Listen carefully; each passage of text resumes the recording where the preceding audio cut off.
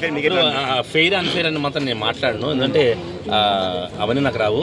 కానీ నిజం చెప్పాలంటే నేను డెఫినెట్గా రోహిణి టాప్ 5 ఉంటుందని చెప్పి ఫిక్స్ అయిపోయా. కానీ ఇంకొక అది బాధగా ఉంది, అయితే బాధగా ఉంది.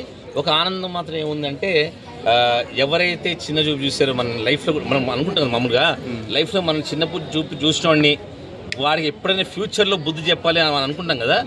కానీ నా చెల్లి అదే హౌస్లో ఎవరైతే ఫస్ట్ నామినేషన్లో ఇలా చూసారో బాడీ షేమింగ్ అన్న వర్డ్స్ ఆ రోజు ఏంటి ఇలా చూస్తున్నావు అంటే పరిగెత్తలేనన్నా అనుకుందో, అతన్నే last chief of Bigg Boss 8లో అదే టాస్క్ లో వాళ్ళిద్దరే మిగిలి తను ఓడించి గెలిచి చూసారా, అక్కడ బిగ్ బాస్ గెలిచేసింది అనమాట.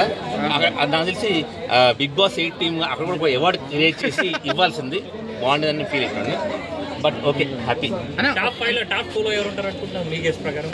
అంటే టాప్ 2 అక్కర్లేదు, 1 నుంచి డే 1 నుంచి కూడా నిఖిలే విన్ అని చెప్పి అర్థమైపోయింది. అంటే ఆ వెళ్ళిన కంటెస్టెంట్స్ అందరిని చూసి వేరే వాళ్ళు ఫీల్ అవ్వచ్చని చెప్తే పర్లేదు, ఫీల్ అయినా పర్లేదు.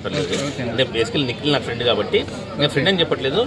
డే 1 నుంచి బయట కూడా నిఖిలే విన్ అవుతాడా అంటే ఇంట్రెస్ట్ పోయింది అనమాట. బిగ్ బాస్ ఇంట్రెస్ట్ పోయింది. కారణం అంటే వీళ్ళందరూ నిఖిలే విన్ అనుకున్నారు, కానీ ఎప్పుడైతే వైల్డ్ కార్డ్ ఆల్రెడీ ఓల్డ్ వాళ్ళని పంపించారంటే కారణమే డెఫినెట్గా జనాలు నాటి తెలిసిపోయింది అనమాట. బిగ్ బాస్ 8కి అందుకే పంపించారు. ఇప్పుడు కూడా బిగ్ బాస్ నిఖిలే విన్ ఉన్నాడు, గౌతమ్ బాగా ఇస్తున్నాడు. గౌతమ్ టఫ్ ఉంది కదా, చాలా టఫ్ ఉంది. ఇంకోటి గౌతమ్ మామూలు టఫ్ చేయట్లేదు అసలు, సూపర్. అంటే చెప్పలేను అనమాట. నిఖిల్ ఆర్ గౌతమ్లో ఇద్దరులో ఎవరో ఒకరు విన్ అవుతారని చెప్పి నా మనసు గట్టి కొట్టుకుంది.